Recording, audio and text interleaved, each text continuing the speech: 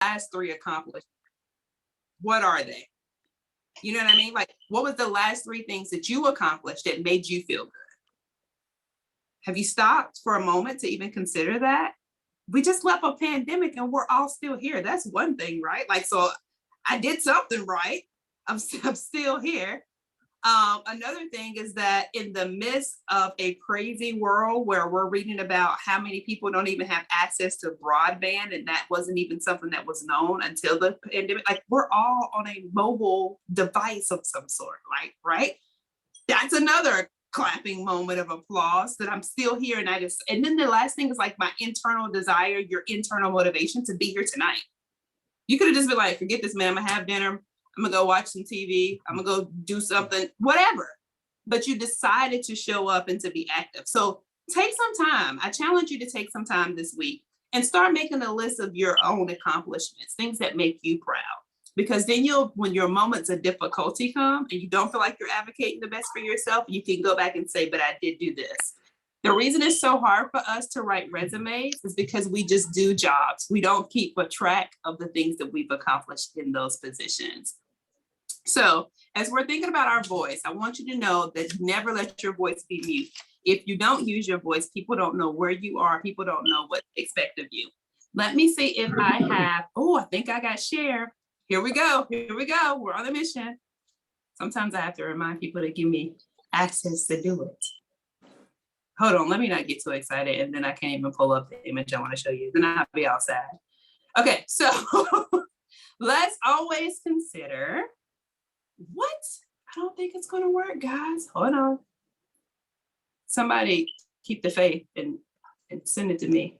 Boom, mindset. So as we're talking about how we want to advocate for ourselves, remember we gotta have a mindset, keep our mindset in a positive, high level place.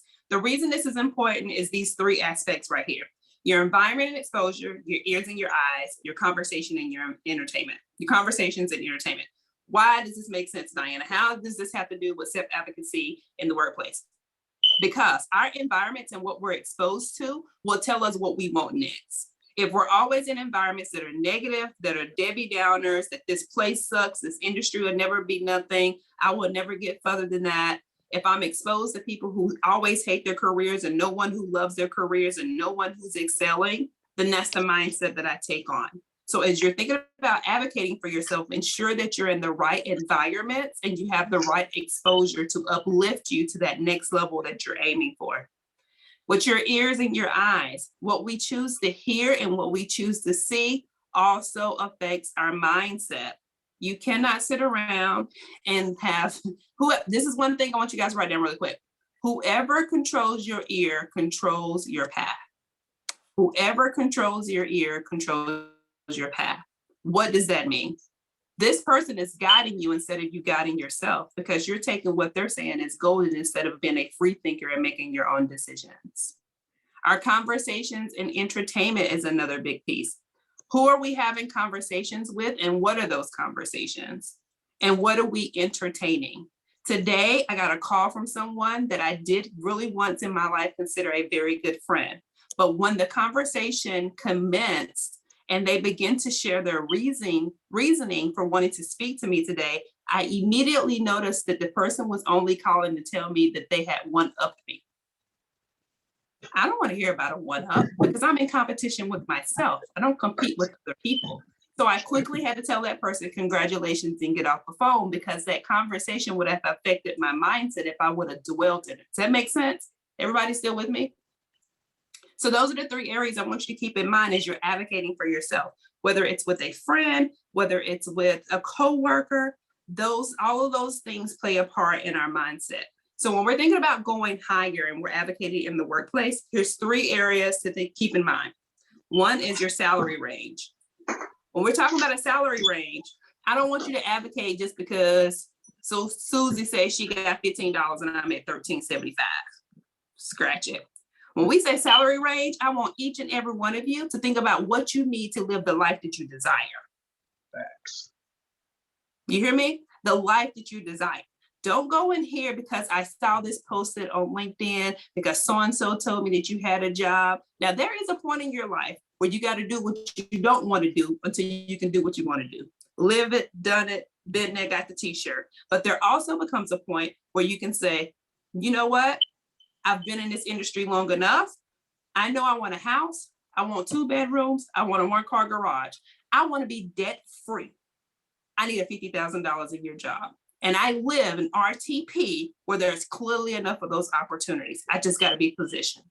Everybody with me? Find the salary that meets the lifestyle you wish to live. Now, if you haven't decided what the lifestyle is, you might want to do that first before you determine the salary. Because if not, you end up in positions where you're like, God, this company is great. I'm so grateful for this opportunity, but I don't make enough money to go to the movies on the weekend.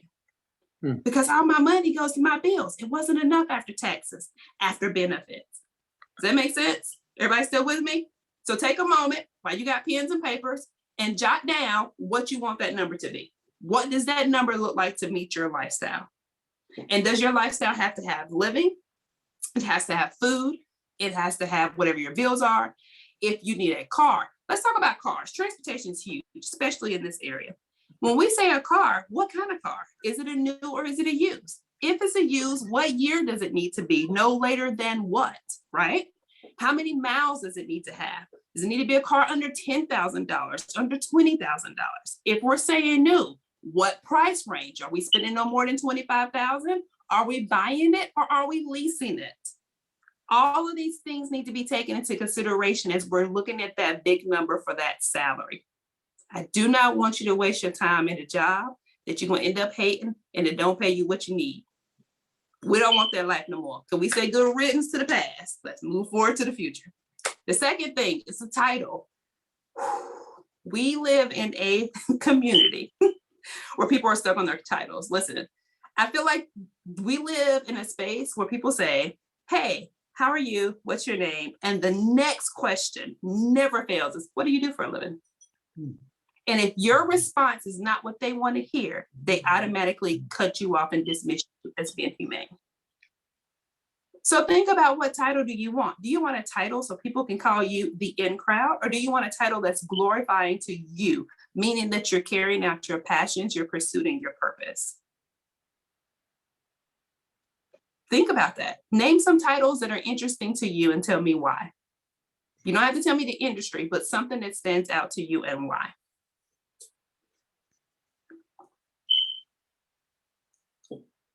Anybody can go. You can come off mute. First of all, I hate titles. Okay.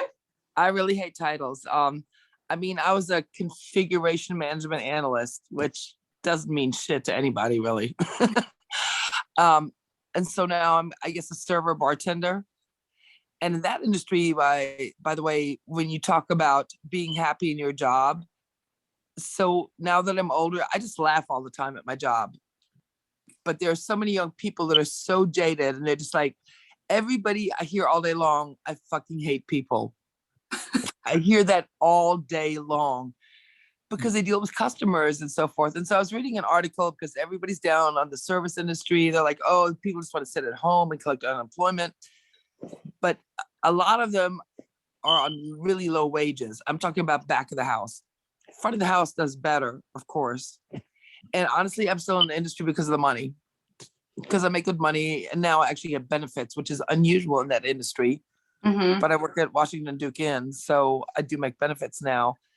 But I'm just doing that until I'm going to be able to do what I want to do, which I'm still trying to figure out. I want to do something. I'm working with that, with Elizabeth on that. And I love going to school. Honestly, I just like going to school for going to school, not to get a degree even, or. So you like continuous education then? I love education. Mm-hmm. I just like self-education just for myself. Yeah, continuous education totally makes sense. So Yeah. even with acknowledging that you don't like titles is a part of self-advocacy, right? Because you know what it has presented for you in your past as well as in your present. So that is a positive. Who else? Thank you for sharing that, Caitlin. Who else has a title that they like, don't like? I will tell you, when I used to work in the federal government, there were certain titles I would look out for. And the reason I would look out for certain titles is because these folks I knew made a certain threshold of a salary. And generally speaking, there was an air that came with that position. There was you can almost guarantee they were going to be a jerk. So there were certain things I knew that because of my bubbly personality, because I love people, right? Those things were something for me to stay away from. So anything that did you have noticed you need to stay away from, or some things that actually pull you forward? Like, you know what? I got the skills, talents, and abilities for this. I can rock up this lane. This right here is just for me. Go ahead, David. I saw your saw you light up.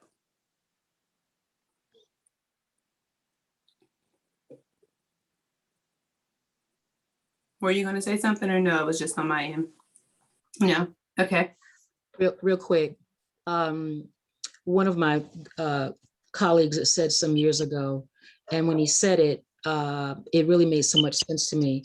I've been in the HR recruitment realm since 1997, and I've had the opportunity to kind of be that fly on the wall, so to speak, to be able to see hiring managers and leaders and all sorts of people across every discipline that I can even think of, including defense. And, I think the thing that's rewarding about being a recruiter is when I can make the call that you got the job. The least rewarding is that you didn't get the job, but hey, but there's something else that I may have for you because of thus and thus and so, one's background, what they did. And I mean everything from warehouse workers to aerospace engineers and in between, coast to coast and some international. But what my friend said some years ago, back in 2004, he said, this may be what we do, but this is what we do, but it's not who we are. I'm thankful for the privilege. Oh, you're a recruiter, and you're bumping into people in the airport. Hey, you got a conversation going on. But ultimately, my title going forward for the next chapter of my life, even though I'm still recruiting, is really about equalizing and helping people to get to their next level, whatever that may be, and using the influences and the people that I've met along the way who see it also, and who are available to, to help people get where they need to be. And so I'm really working on now tying that in more so because, people need help from all different spectrums of life. And just being able to connect and collaborate with folks is really just a beautiful thing. So if I had to pick a title, I would call it equalizer, even though, and again, it's just, it could be personal, professional, your kids, it doesn't matter. It's just wherever the need is, let's find a way to support it. I love that. That's super cool. Creating your own titles, which, guys, if you have never done that before, that's how you can create your own position, right? That's what they say. Well, you've been doing this and you've been doing it well, and you show up and be like, I know I have. And let me tell you some other things I've been doing. So because of this, I now would like this title at this salary range. You see how you just like segue that into there? Because the truth of the matter is they only know they're black and white. We're supposed to be the ones with the creativity and the innovation to say, this is why you need me and how I'm going to serve you. And I become your asset, not your liability. So that's another way to use your voice. While we're still talking about titles, guys, I also want you to take this into consideration. When we're often thinking of titles and you're searching for which one is the best fit for you, think of ones that work with cross industries, right? So something you can take from industry to industry to industry. I believe, this is just me, I'm only 38. I believe long gone are the days where you find many people that have worked the same job for 40 years who get the gold watch and the gold clock, because people change. And there's nothing wrong with that, right? So if you're going to change, what I am highly recommending is that you find something that goes in and out of multiple industries. So if you were saying you were doing something in the administrative area, right? Is that an administrative program support specialist, an administrative officer? Is that an executive assistant? Whatever those levels are, make sure that it can cross industries. Does that make sense? Everybody still with me? Because what you don't want to do is find something that, say, I don't know, you get a call tomorrow and they be like, hey, I would love to move you to California. We'll pay for the moving fee. We'll pay for anything that needs to go in storage. We'll pay for your first 90 days until you find your home, your housing, and we'll pay you 6 figures a year. And you're stuck on the title and now you can't go because you didn't understand that it was something that you could cross over in a whole different industry. We don't want to live our lives missing opportunities because we are subjected to a box that we've put ourselves in. Everybody still with me with that? Like, I want you to remove the box. Like, who gave the box as a reference? If COVID taught us nothing else, it taught us that our creativity has to come to light, or else we won't survive in this thing called the current world that we have. So keep that in mind. I want you to, another thing. So I told you it was 3 things I want you to consider. The first one was, what was the first one? Because you got to pick this based off how you want to live. Salary. Yay, thank you, Rebecca. And I know y'all, the rest of y'all were listening too. I feel it, but you were just like, what word does she want? Thank you, Rebecca. Rebecca got my back. Appreciate you. The second one was what? Title. Title, yes. And titles, think about the industry. So the third one, because I told you there was 3.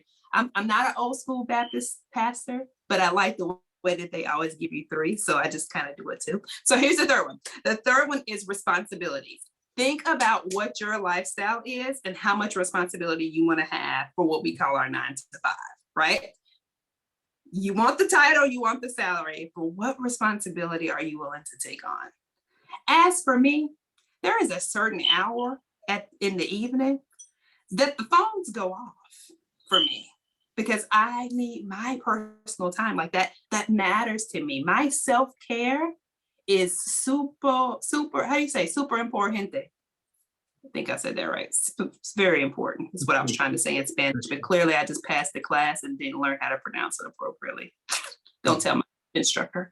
But at any rate, I have to take care of me, right? And why do I do that? Because that's a part of my PM routine. So in my AM routine, after I get up and I do the things that's beneficial for me, my prayer, my meditation, my readings, my what I need to do for my life, right? Then I turn them phones back on.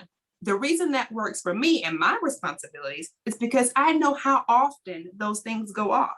It is a continuous beeping from notifications, the emails, to phone calls, and then you got to call this person back. And especially if you're in the rat race of trying to find like what your next level of employment will be, they're blowing you up. If you're in a space like me as an entrepreneur, listen, folks think, these clients think that their emergency constitutes one on my end.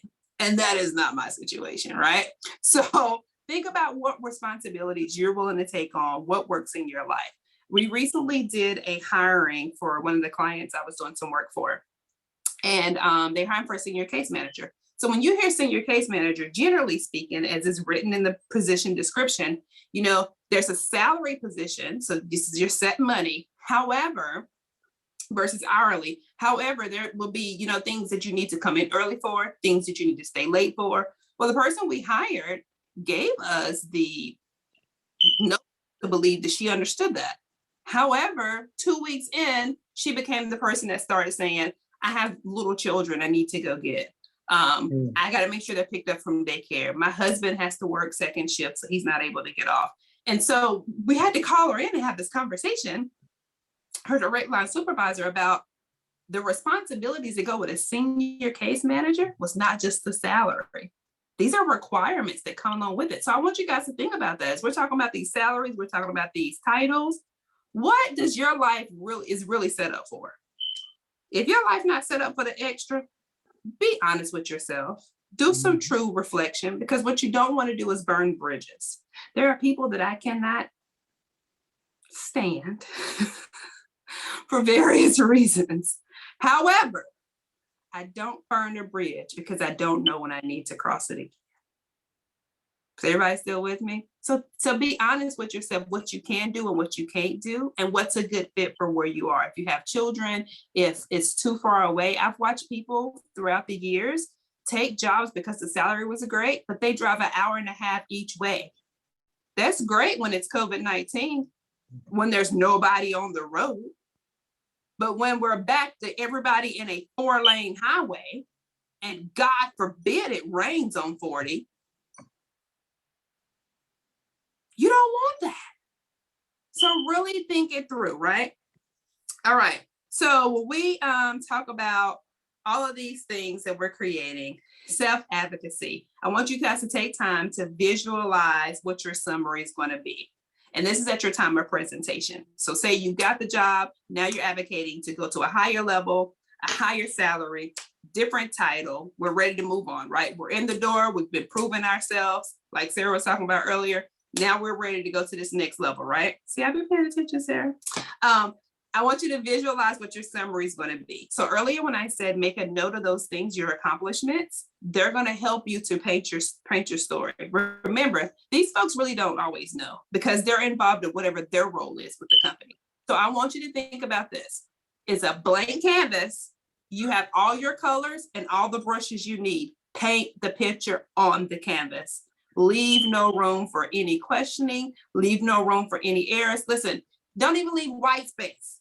Find a color in your palette and color it in, right? Because you're creating this canvas. You want this canvas to be so prestigious that they want to take it and put it on their wall when you leave.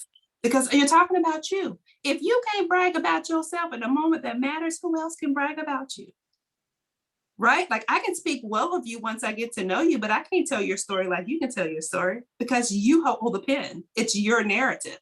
Paint the picture. So you do that through visualization. Visualize what your summary is going to be. Jot those notes. Practice makes permanent. Write that down. Practice don't make perfect. I don't know who said that lie, that song, that kiddie thing they told us. It's crap.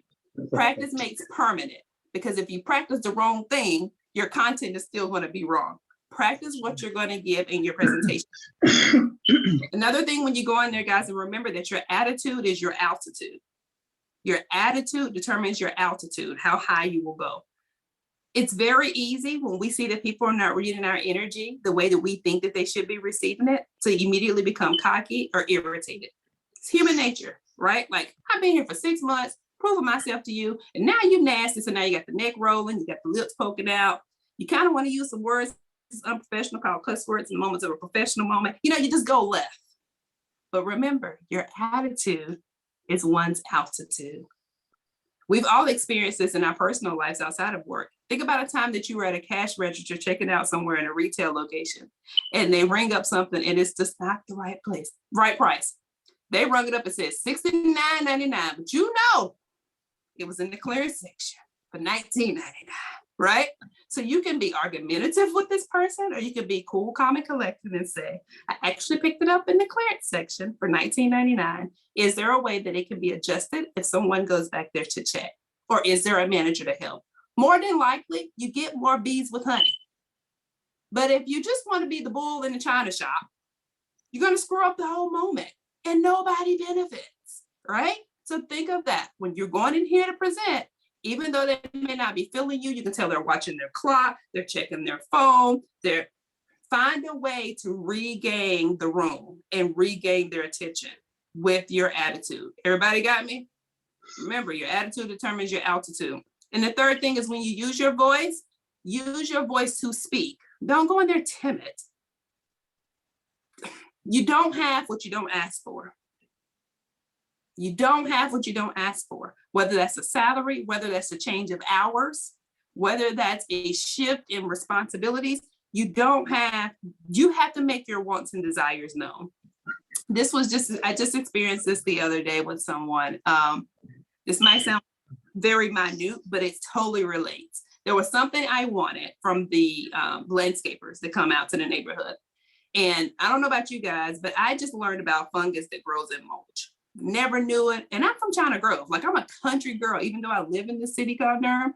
I've never seen fungus in mulch. Like, what is this? How does this exist? And so I emailed HOA, and of course, they are who they are, and they do lack of work as they do.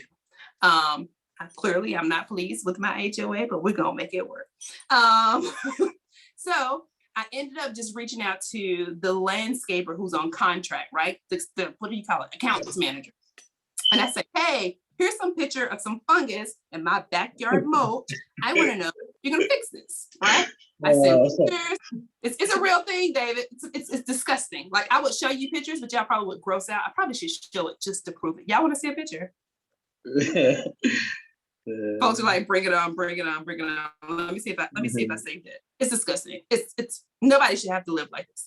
Oh, let me see if I can find it. Dun, dun, dun, dun, dun, dun, dun. What is it? Huh? What color is it?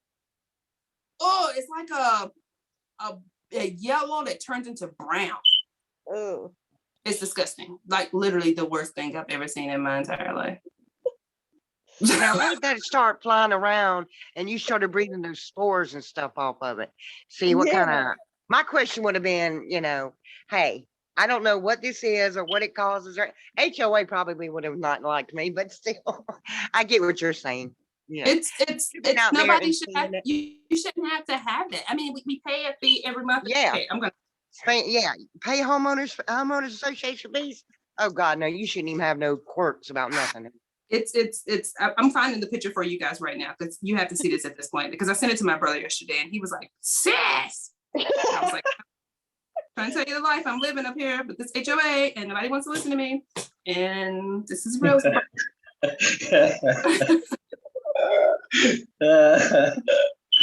Oh shit. Yeah. So this story has a plot. Oh my God, will it work? Come on, man. I'm trying to figure out how to make the picture. So what had happened was I got really irritated, and after I sent it to them, oh wait, I'm gonna show it to you this way. It's totally gross, right? So I gotta show you to my phone because I can't make it work on the other way. So you can tell me if you see it. Oh. Looks like Yeah. a grow up. That's pretty nasty. Yeah, and so it laps around the fence and everything, right? So I got the itches. Hold on a second, because it grosses Oh, wait a me. minute. Okay, Stop. so the guys come, our landscaping comes once a week. This is all about using your voice. It's personal, but it's the same concept. So the landscapers come once a week. So when I heard them on the grounds Friday, I was like, I got to get outside before they leave. Like, I got to go find somebody to talk to make sure they get this up. So I saw the guy like over by the mailboxes, and I go over to him, really young kid, looks like he might be 19. He was like, okay, yeah, no problem. Which house is yours? I'll make sure I go in the back and get it. But normally whoever is the last person that gets down to your section of the neighborhood that does the, what do you guys call it? Weed eating or something? Weed eating that does the trim work or something? Yeah, That last person. Edging, thank you. See, male, come on, landscaping. So that last person is supposed to be the one who will take care of it and pick it up, right? So I said, okay, now mind you guys, before this all happened, I've been doing my own research. Like, I reach out to my friends who know about yard work. I've been doing Google searching. Like, I've been doing my own personal thing to figure out, like, is there something I need to be doing in the midst of this? And the conclusion has been that my HOA has picked the cheapest mulch available, and it holds moisture. Yeah. And because it holds moisture, the freaking fungus grows. And there's nothing that I can put down, according to the yard people, that's going to stop this situation. It's just cheap mulch. I can't control the rain to know how much moisture is going to come out here. Like, none of these things are in my control. So the guy's here, and the first guy says, okay, somebody will do it. Well, I finally hear the guy in the back, right? So I'm like, this is my opportunity. I go out there and I'm like, hey, sir. He's totally ignoring me. Like, sir, you got a weed eater. I know you hear me. It's not a whole full lawnmower. Like, you have to hear my voice. I'm less than 20 steps away from you and I'm screaming, sir. Like, he is intentionally ignoring me, guys. So he gets like 2 houses down. And at this point, I got to go to him. So I go to the guy. It's all connected, I promise you. Go to the guy. And I say, excuse me. He turns around and I said, the account manager said that you're going to take care of this fungus and you're going to pick it up today. He said, when you come every week, you're supposed to search my yard to make sure it's not there and pick it up. The guy says to me, who told you that? Because I know nothing about it. I said, your account manager. I named the guy and I said, would you like to read the email? I know nothing about an email. I don't have time. We're understaffed. I have to go. Wow. Wow. No way. Like I paid All for he this. has to Are you do is all he has to do is get a shovel and like pick it up. Okay, so male, at this point, my emotional intelligence is running low. Like, and Yeah. so if something hits me, it says, Diana, your attitude determines your altitude, how far this conversation can go. So I said, what is your name, sir? And he told me his name. I said, so I'll just email the service account manager who just emailed me this week and said that someone would take care. I said, are you in charge of the crew? And he didn't want to answer it. I said, not a problem. I have your name. I'll email him and tell him that you said that it couldn't be done because you didn't have enough time to take care of my yard. Thank you. I lied to you not. I'm walking away and the guy says, if I have time, I'll try. Literally, Oh, he's trying to less- recover that one. literally less than 10 or 15 minutes later, he's out in my backyard with another guy. He has a black trash bag, like a big one that he's putting trash in, and he has a small one that he's like scooping out these pots in, right? So he picks it all up and the issue solved. Why? Because I was determined to use my voice. I didn't feel that as a homeowner who's paying HOA and they're supposed to take care of my yard, that I need to be the one out there. I did it the first time. I paid attention the second time. I don't need to go pick up fungus because of this mulch. This is an issue that needs to be resolved. And so now your girl who's using her voice has now started having conversations throughout the entire community with my neighbors, and now they have fungus in their backyard. So now we actually have a collective that can go to HOA and figure out how to solve this issue. So I say, when you want to advocate for yourself, you have to use your voice. You have to let them know that you're here. You have to have your story ready to go. I have my pictures, I have my date and my time, I have my black and white.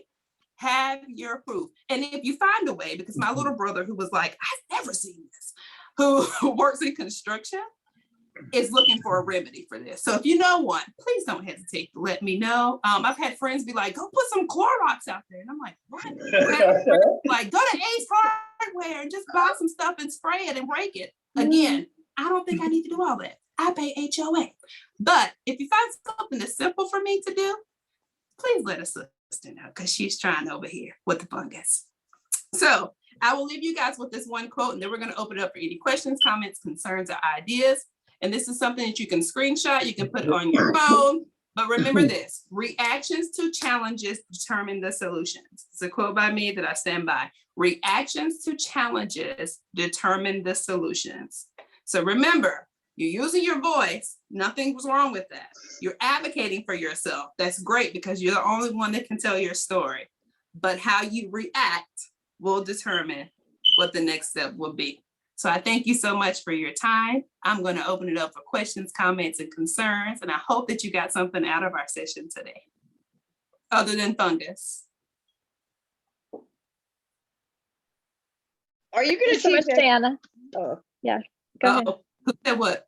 Are you going Oh, to teach I- every class? Oh, No, this is the only one they asked me for this time. darn. I really enjoyed listening to you. I've never like engaged it with Step Up and like listened so well the whole time.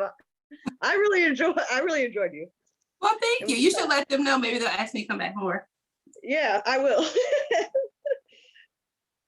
Yeah, What- Diana, I'd love to hear more about your experience and your background. You said you have some military experience, and what else have you done? Yeah, so I went in the military my rising senior year of high school, so my parents had to sign a waiver. So I joined the North Carolina National Guard. And so I just did 1 week in a month, my 2 weekends in the summertime until the Great War, Operation Iraqi Freedom, broke out. And then I ended up deployed to Iraq for a year at 2 different FOBs, which is what we call our bases. So I spent the first half of my deployment in LSA Anaconda, and then the second half in Tikrit. Tikrit is what I call the slums of Beverly Hills. It's disgusting. the whole country just has its own vibe. It taught me so much about myself and about, that's probably why I can advocate now, honestly, because now I know what I will and I won't deal with because of that deployment from people, even from family members. Like I'm really, really big on my boundaries now and what I will allow. And when this line is crossed, I'm really good with letting go. The season's done. But outside of the military, I've worked from federal government, from nonprofit, from for-profit. And now for the last 8.5, going on 9 years, I have been in full-time entrepreneur. So I own a project management consulting firm, and we help people to manage people, change, and projects. And then there's a division for speaking, training, and development. Hint, hint, wink, wink. I'm here tonight. And I've been a college professor at 2 institutions. I'm a published author. What else have I done? I'm just trying to live my life in a way that it creates legacy in the lives of other people. And so I do the things that bring me joy, but I know are leaving a positive impact and influence in the lives of others. I honestly believe that that's my purpose of being created.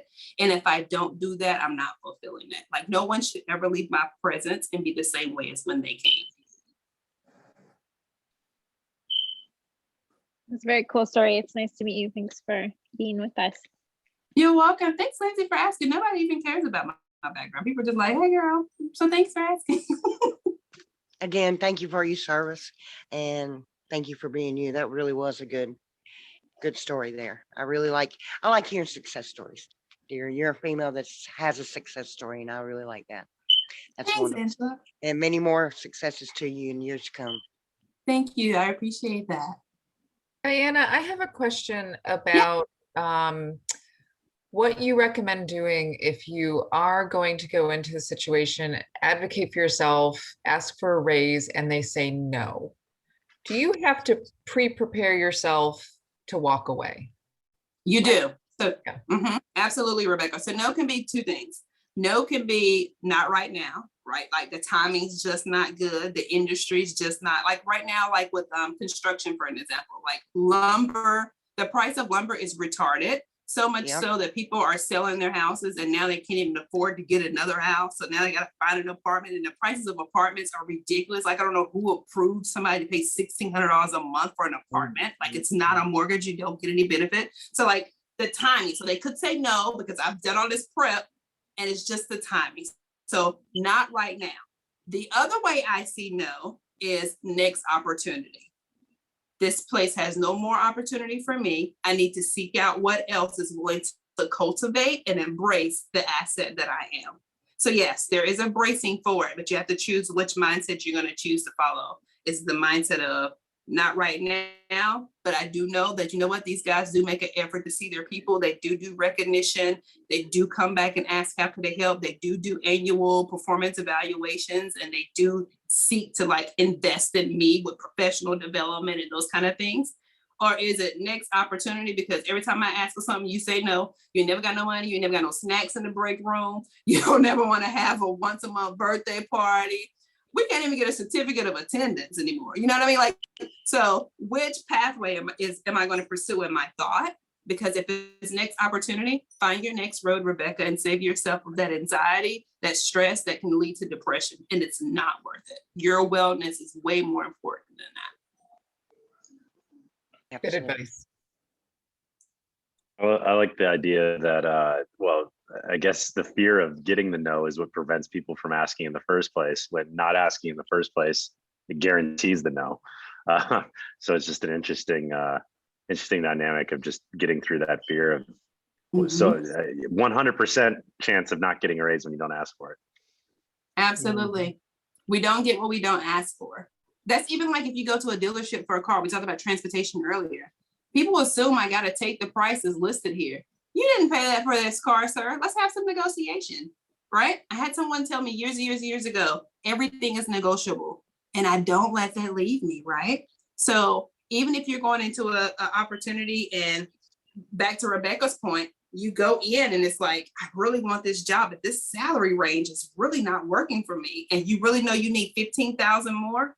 You go in there and you make sure you let them know, while I appreciate everything that's written here, there's one thing that doesn't align with me, and I'll tell you why. And you prove your point. of why you need that extra $15,000. Because the truth of the matter is, they have it, they just cheap. Like really, like most, unless it's like a small business and they're just starting, or they're trying to get their way with their contracts and how they're gonna pay and payroll. Most of these companies got it. They choose to be cheap. How, if they didn't have it, how do they pay their janitors at a below livable wage, but they pay their C-suite $250K a year? It's the same company, right? So that's another way to look at it. I know what I want. Let me ask for it now. And if you choose to deny it now, how long am I going to stay? And sometimes, let's just be honest, sometimes the salary is not the main kicker. Sometimes it's the benefits that come with the position, right? Those benefits could be, if you're someone who's looking for further education, they're going to pay for you to get the next degree. That's great. You know why? Because now you don't have to have student loans and wait for Joe Biden to come around and say that he's going to take away $50,000, and we ain't seen $50,000 be taken away yet. I'm just saying. I'm not a politician, but say politics. But what works for you? Find your path. Very good questions. Very good statements. Thanks, Brandon. Anything else you guys can think of? Questions, comments, concerns, thoughts? We got 4 minutes, I think, to Kashmir make us go back to our big group. That's correct. Appreciate your presentation, Diana. Oh, you're welcome, Casey.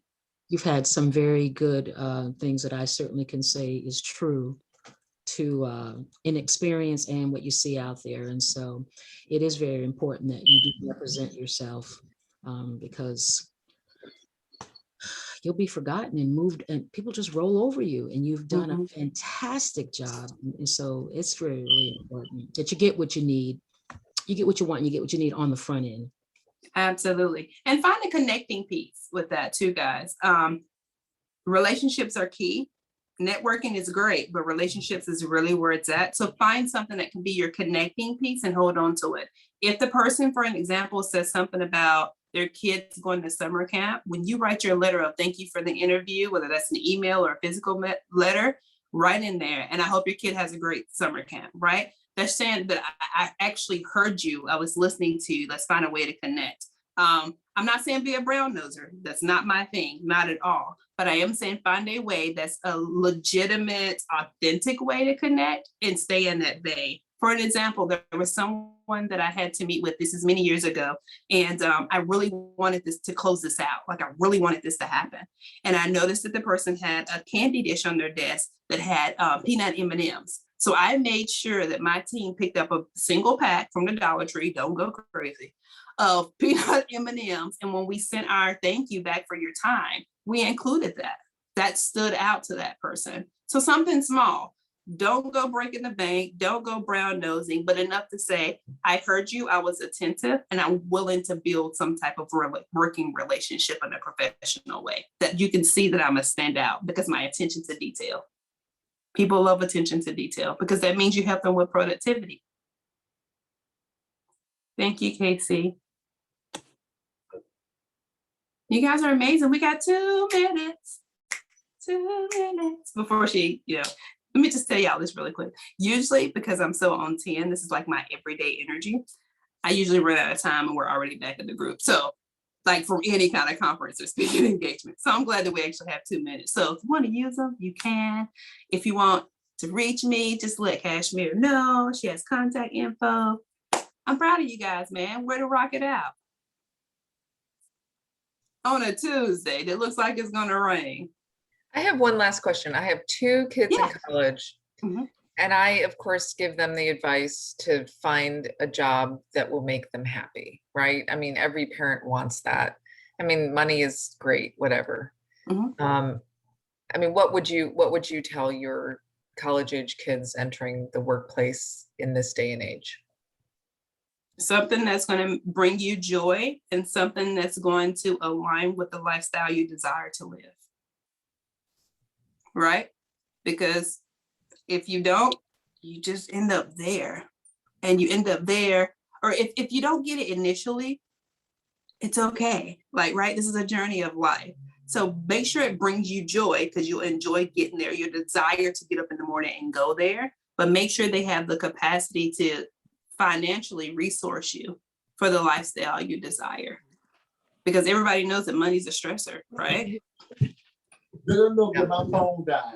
Let them know that my phone died. did, I saw. Somebody found that.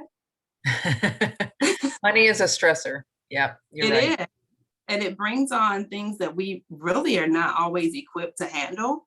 And as an Army combat veteran, I can tell you, we got 22, well, we're down to 21, but we've got 21 veterans a day that blow their brains out. Our suicide rate is ridiculous. Why? Because you take us from a life of where we're used to the 1st and the 15th. We know what it's going to be. We know what's paid for. And then you transition to be a civilian and you have no idea what to do and how this is going to help your family stay afloat. So what do? You have deployments and you have people that come back and they lose their house.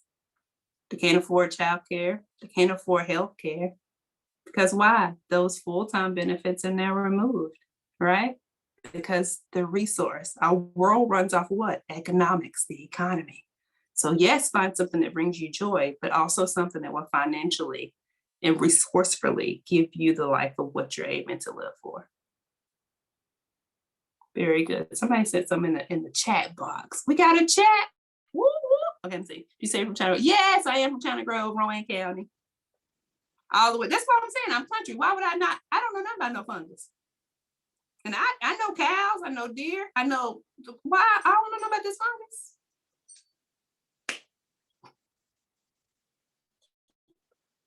All right, you guys are awesome. I think she's probably going to be starting to pull us back in the moment, so we can be a team effort all together. Because I don't know. All right, everyone. If you could click the blue button, the leave breakout room, that'll bring you back into the main session. Well, thank you, LaRonda. Absolutely.